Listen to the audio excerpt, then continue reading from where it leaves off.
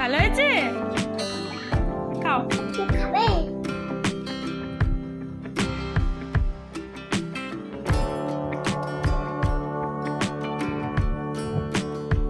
খাও খাও খাও, তুমি খাও, তুমি খাও, তুমি খাও। আচ্ছা তুমি খাও, তুমি মুখে দাও, তুমি মুখে দাও একটু।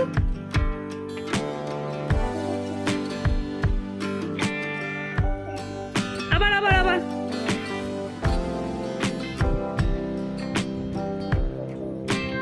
High friends, Bengali baby cat টপিটোতে তোমাদের সকলকে স্বাগত। যে খাবারটা আমি খাচ্ছি তার নাম হলো ম্যাঙ্গো ওটস। ওটসের একটা দারুণ সুস্বাদু রেসিপি, আর এটা কিন্তু বাচ্চাদের খুবই ভালো লাগে এবং খুবই লোভনীয়। তো বাচ্চাদের ব্রেকফাস্টের সময় দেওয়ার জন্য বলবো, এই রেসিপিটা কিন্তু দুর্দান্ত একটা রেসিপি। আর এই ম্যাঙ্গো ওটস রেসিপিটা 10 মাস বাচ্চার বয়স হয়ে গেলেই কিন্তু বাচ্চাদের দিতে পারবে। তো চলো এবার রেসিপিটা দেখে নেওয়া যাক। প্রথমে গ্যাসে বা ইন্ডাকশনে প্যান বসিয়ে তার মধ্যে দিয়ে দেবো কয়েক ফোঁটা ঘি। এই দেশি ঘিটা যখন একটু গরম হয়ে আসবে তার মধ্যে দিয়ে দেবো 2 চামচ ওটস। এই ওটসটাকে খুব ভালো করে ঘিতে প্রথমে নাড়াচাড়া করে নিতে হবে। তোমরা যদি মনে করো এই ঘিয়ের জায়গাটা তোমরা স্কিপ করতে পারো, ঘি না দিয়েও তোমরা নর্মাল শুকনো কড়াই বা শুকনো প্যানের মধ্যে এই ওটসটাকে একটু নাড়াচাড়াও করে নিতে পারো।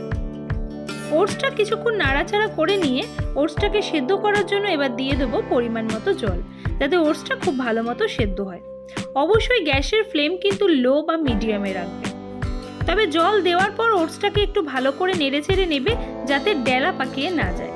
এবার এই ওটসটা সেদ্ধ করার জন্য আমি চাপা দিয়ে দেবো, দিয়ে একদম লো ফ্লেমে রেখে 5 থেকে 7 মিনিট ওটসটাকে সেদ্ধ করতে দেবো, যাতে খুব ভালো মতো ওটসটা নরম হয়ে যায়।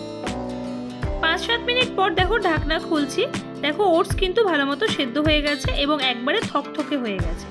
এবার গ্যাস বা ইন্ডাকশন যেটাতেই করো সেটা অফ করে দেবে, দিয়ে এই ওটসটাকে ঠান্ডা করতে দেবে। ওটসটা ভালো মতো ঠান্ডা হয়ে গেলে এবার এটাকে একটা মিক্সির বাটিতে ঢেলে দেবো। এবার যেটা লাগবে সেটা হলো আমের টুকরো। আমি এখানে একটা মিডিয়াম সাইজের আমের 2 ফালিকে ছোট ছোট টুকরো করে নিয়েছি। এই টুকরোগুলো আমি কিন্তু এই ওটসের মধ্যে এবার দিয়ে দেবো। আমের মধ্যে যেহেতু নিজস্ব একটা মিষ্টি থাকে, তাই এর মধ্যে আমি কোনো চিনি ব্যবহার করছি না।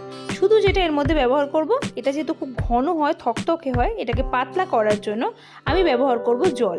তোমরা মনে করলে এর মধ্যে দুধও ব্যবহার করতে পারো পাতলা করার জন্য। এবার এটাকে খুব ভালো করে ব্লেন্ড করে নেব। দেখো বাচ্চাদের ম্যাঙ্গো ওটস রেসিপি কত সহজে রেডি হয়ে গেল। এটা যদি খুব ছোট বাচ্চাদের খাওয়াও, যেহেতু এটা একটু ঘন প্রকৃতির হয়, তাহলে বাটি চামচে করে খাওয়াবে। আমার মেয়ে যেহেতু একটু বড় হয়ে গেছে, তাই আমি ওকে গ্লাসে করে স্ট্রতে করে খাওয়াই।